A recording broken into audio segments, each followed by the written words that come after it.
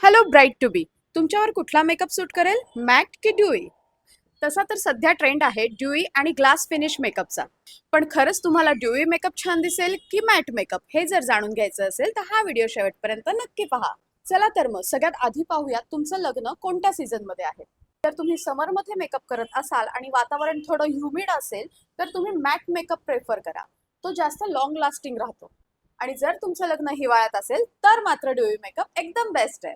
Number 2, तुमचा skin texture. जर तुमच्या स्किनवर पोर्स, टेक्स्चर असं काही जर असेल तर ड्यूई मेकअप अवॉइडच करा.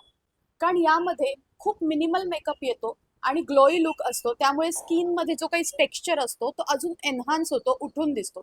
आणि म्हणूनच स्किनवर जर टेक्स्चर असेल तर matte makeup is best option, because it blurs out all the texture आणि हा लॉंग लास्टिंग सुद्धा असतो. पण हेल्दी स्किन असणाऱ्यांनी मात्र बिनधास्त ड्यूई मेकअप करावा, त्यामुळे तुमची स्किन अजून ग्लोईंग दिसेल, मेकअप अजून छान दिसेल.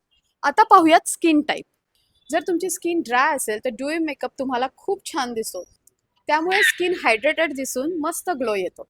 पण जर तुमची स्किन ऑइली असेल तर मात्र तुम्ही मॅट मेकअपच प्रेफर करावा, बिकॉज तुमची स्किन ऑलरेडी खूप जास्त प्रमाणात ऑइल प्रोड्यूस करत असते आणि जर त्यात ड्यूई मेकअप केला तर ती जास्त तेलकट आणि ग्रेसी दिसेल. पण मॅट मेकअपमध्ये मात्र पावडरचं प्रमाण जास्त यूज केल्यामुळे ते ऑइल बॅलन्स करेल आणि ऑइल कंट्रोल करण्याला पण मदत करेल. आय होप आता तुम्हाला नक्की लक्षात येईल की ड्यूई मेकअप करावा की मॅट मेकअप. हा व्हिडिओ जर तुम्हाला आवडला असेल तर तुमच्या मैत्रिणींबरोबर नक्की शेअर करा आणि माझ्या व्हिडिओला लाईक करायला विसरू नका. थँक्यू.